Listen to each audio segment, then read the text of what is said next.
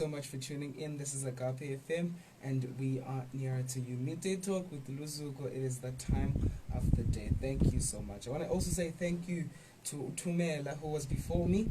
She had an incredible show that aired from 11 until 12. So thank you, Tumela. Shout out to you. Continue doing the amazing work. So, thank you. It is Friday today, the 15th of January 2021. We're in the Nelson Mandela Bay, Port Elizabeth to be exact. It is 3 minutes after the hour of 1 p.m. and Joy is the song by Vashon Mitchell. The reason is that I want you to be happy. I want you to look at the amazing part of God's doing during this time. It's a lot easier to look at the negative and the bad and what is happening, but the reason why I always start with that song, I just want to invoke or remind you that God gives joy, and He truly and honestly does. This is Midday Talk, as I said earlier on, and you know the first hour of Midday Talk, it's a chat, sit down, and we talk to people about their lives, what they've been doing, what they've been up to, and some come to testify, some come to tell of their businesses. So it's a lot of different people and different stories that come to be shared here on Midday Talk. So you can be part of the conversation by sending a text, a question, a comment on the conversation or the topic that we are talking about today. Send your text on our WhatsApp number 067 9944546. 067 9944546 is the number. If you're outside of South Africa, maybe you're from China, you can send it on +2767 9944546. Send it through your questions. Also go like and share our page on Facebook. It is Agape FM. Yeah.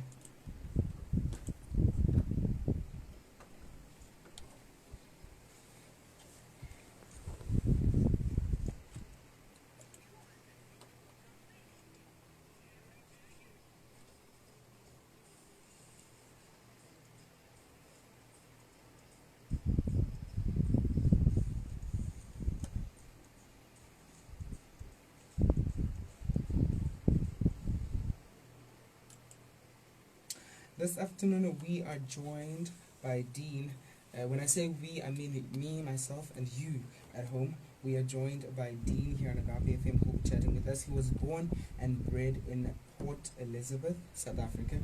After finishing his TFL, he's going to pronounce it the correct way, TEFL, yes. TEFL course in 2013. He moved abroad for what he thought would be a one-year contract in China. After not only finding a passion for teaching, he stayed in China for over 5 years. During this time, he taught a number of different schools, and he returned home at the end of 2019 with the intentions of regrouping and moving on to teach English in another country. And then Mr. COVID happened. So now he is still in South Africa. That is where the story of SA TEFL Academy begins. Welcome in Agape FM. Thank you. I just want to say hello to all the followers and listeners.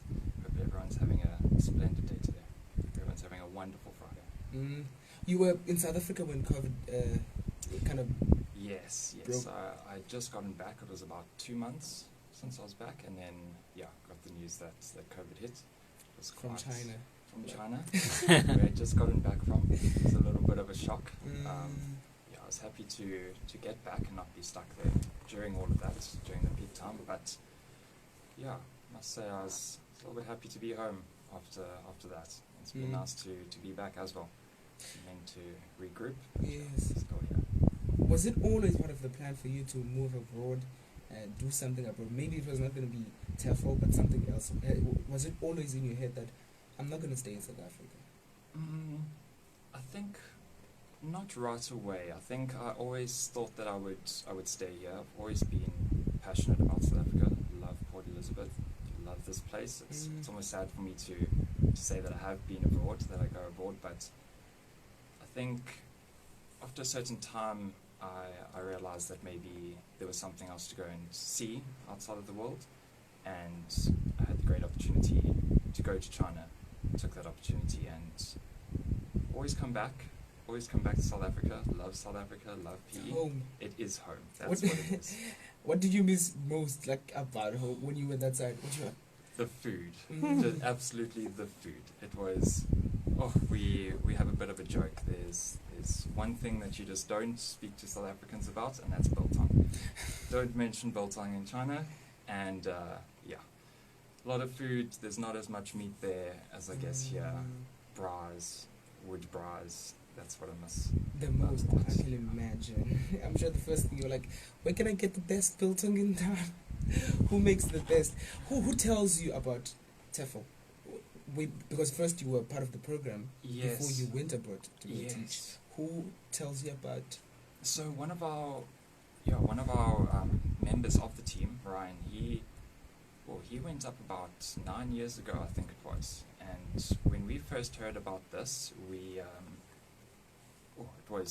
it was crazy for us to think of someone going over to China to go teach English in China. It was a very foreign thought for us. And after he got there, started seeing some pictures, started hearing some stories, started weighing out the options, and then that's when I thought, okay, well, you know what, let me have a try at this.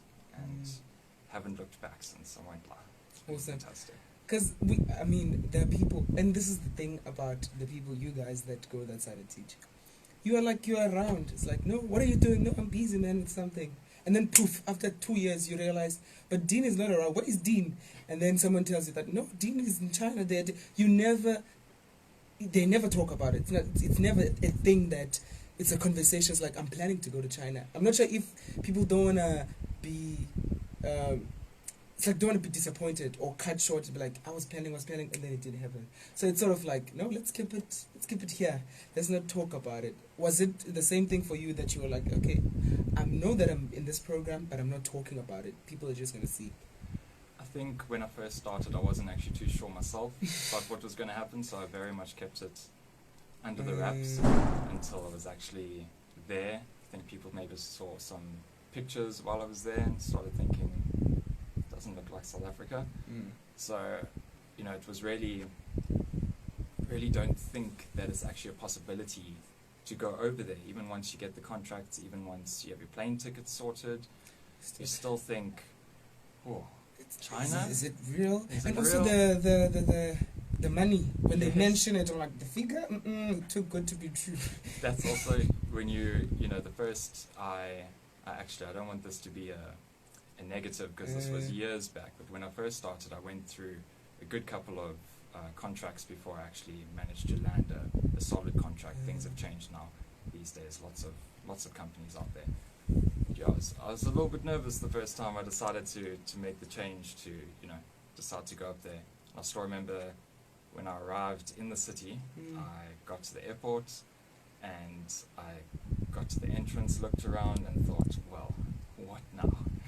No one that speaks English, and luckily, we did have our agents there that came and met us. But it was a very big shock when you first arrive. You're not actually. It's a very big eye-opening experience for you when you first get there. Yeah. I think, yeah. Can you speak their language? Is it Mandarin? Mandarin, yeah. Yes. So there's Cantonese and there's Mandarin. I can speak what I would like to say 2 years ago. I could speak survival Chinese. I could get around. I could order food, order a taxi, get places, ask for directions. But for me, I found that the language was really hard.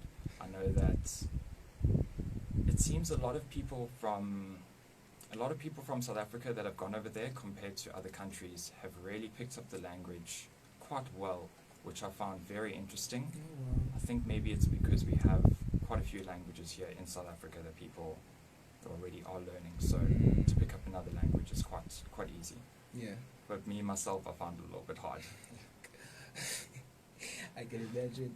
I can really imagine. So, what is TEFL? Can you explain to us what it is? Because we can be going on and on and on about traveling to China. Some people are like, all I want to do is travel to China and get paid, but they don't understand what it means. So please explain to us, what is the program? Sure. So TEFL stands for Teaching English as a Foreign Language.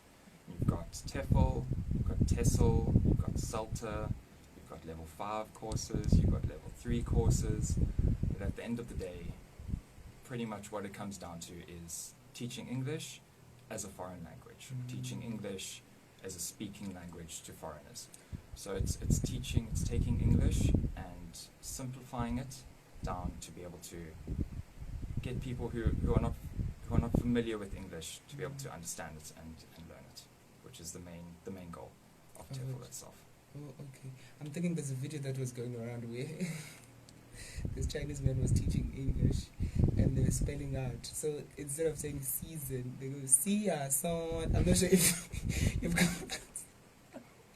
And then they were making something crazy. So as you are saying it, I'm remembering that video of this guy who was basically teaching English. "See son," and it's crazy. It's really hilarious. So at TEFL, how does one become part of the program?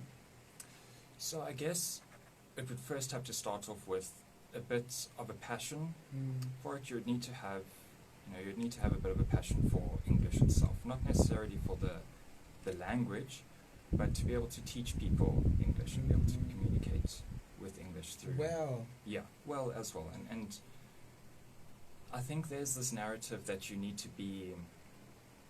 to have your doctorate in English to be able to go and teach English, or you need your licensure, or you need to have your teaching certificate. And where I always encourage people to always study further, go and do extra bit of work, make sure that you know what you're doing.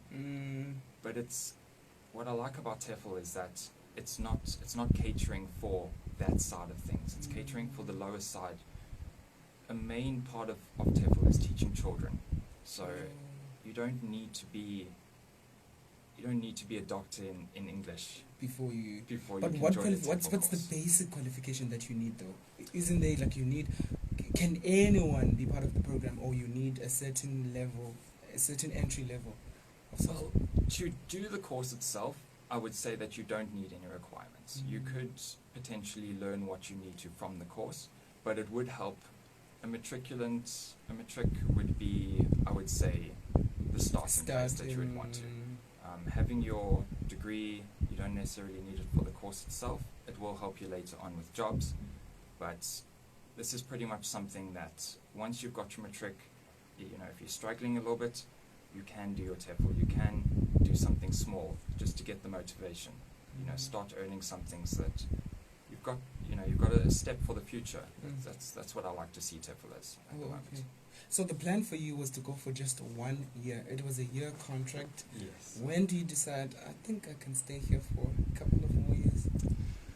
I think day one, when I got sat on the couch, I thought, I do not know what I'm doing here. This is going to be very scary. I think day 2 came along and I thought, okay. And I think after the first month, I was thinking, this might be a little bit longer than a 1 year contract. I can live here. Yeah. I can do this. I really felt that I could do that, and I didn't know that I actually had this passion for teaching when I first got up there. It was very much a new experience. I wanted to try something new. I wanted to challenge myself as well. And after the first month, you get home, you have a smile on your face every day. You get into the classroom, you see your kids, you're loving life, and that's really what I enjoyed about it. Also, one thing I was curious about, is it do you guys have a community of TEFL? Let's say it's we are both from South Africa, so it doesn't feel it's like I'm all alone here. I need to figure it out by myself. So one amazing thing about South Africans is that we are very much community driven, and I must say, out of all the other communities that I was a part of in China, I really do believe the South African community was by far the strongest. We've got a lot of passion for our country, and it very much shows when there is a group of us overseas. There was a couple of South African events that happened when I was there, and I can tell you everyone came out in full force, and we were all had our green and gold on. We were all supporting South Africa, and it was really nice to have people there that if you're having a bad day, if you're having a bad month, if something's going on, there's a group to message, and there's always someone there that's there to help you, which is really nice. It was really comforting as well. Yeah. You know what I like? I like it when people travel. There's a certain respect that you have for South Africa when you come back. Because I've been listening to people over and over. They travel to the States, they travel to all these fancy places, great places. But when they come, it's like South Africa is one of the best places. South Africa is great, the people are amazing. And then there's this sort of reverence that they have for their home country. And I'm like, okay, that is nice. That is nice. Also, something else that you need, because you said that you were dealing with kids, you need to be patient. Yes, yes, that's an understatement. Patience is a virtue in this game. I think, you know, I don't want to. Chinese kids have it.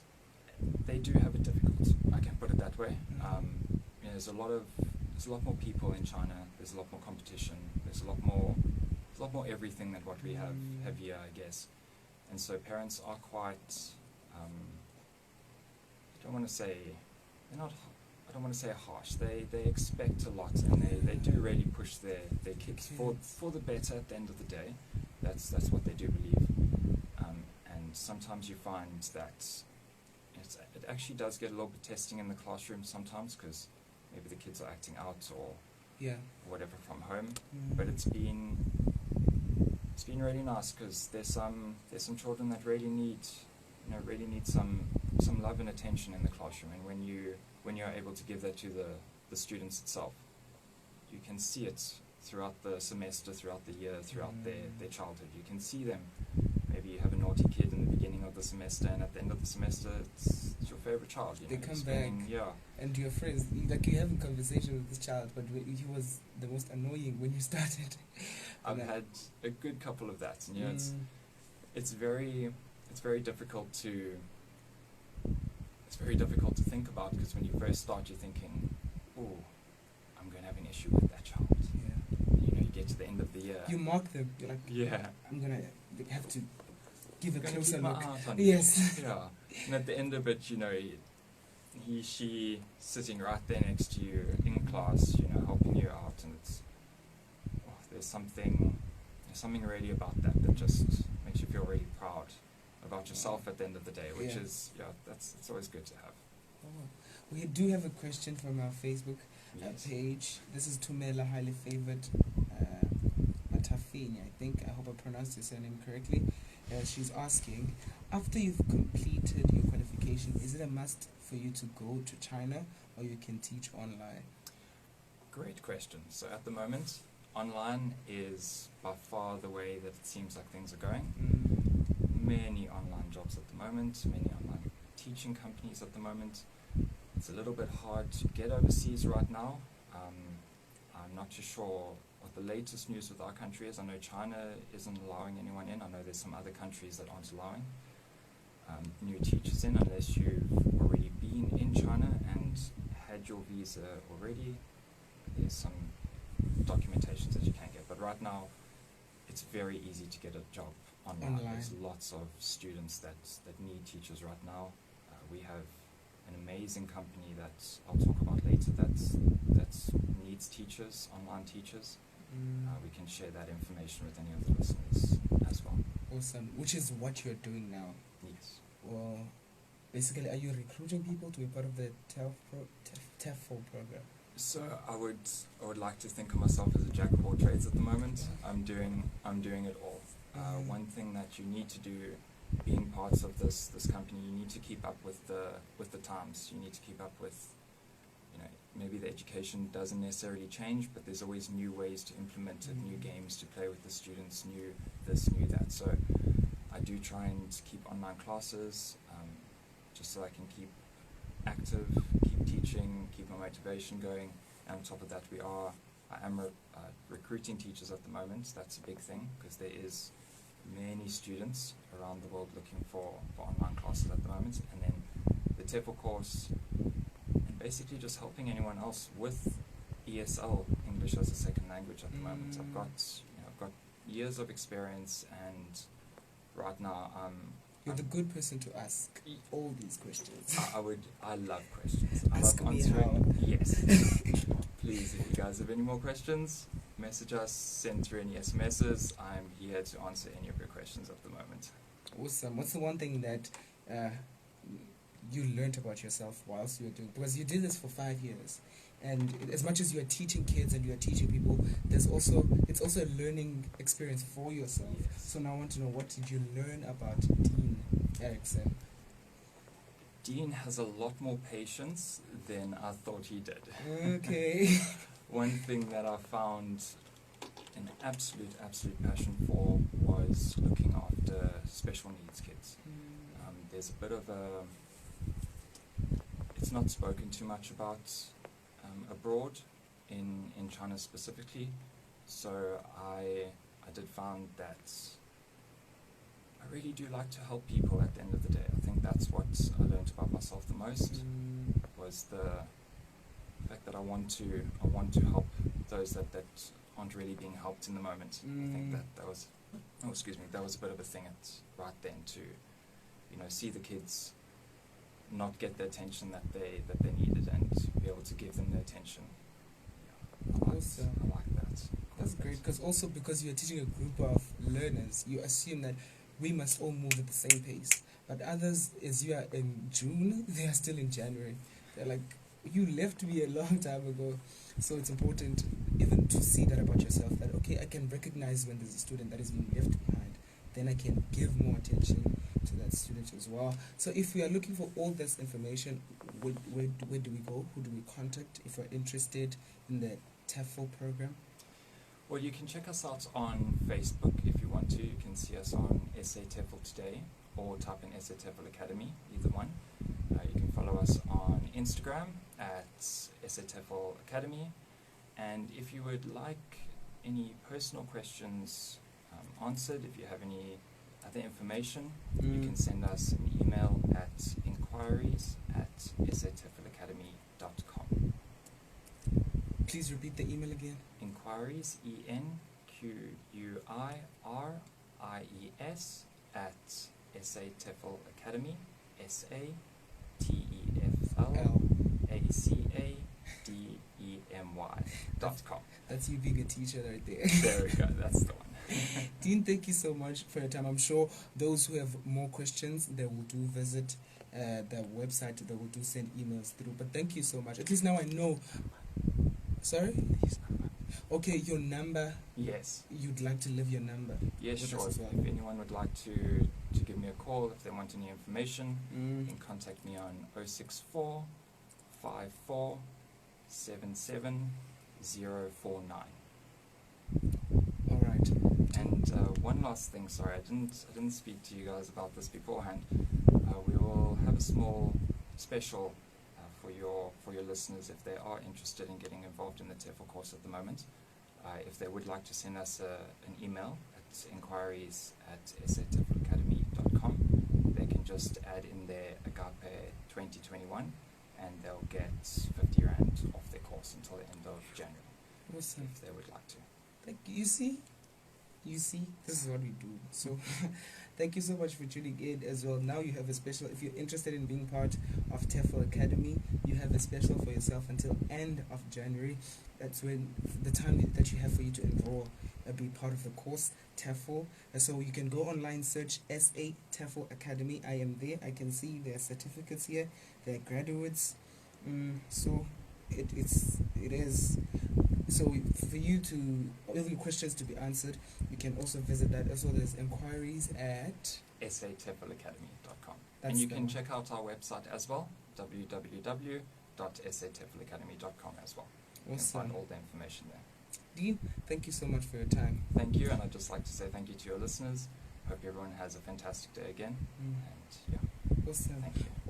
I always heard of people that go to China, and I was like, how do they do it? And someone said, you need a degree to go. But now I know that, it's not true. Because of Dean, thank you so much that he came through and explained what it is. There are different things. There's TEFL, there's TESOL, CELTA, level 5, level 3.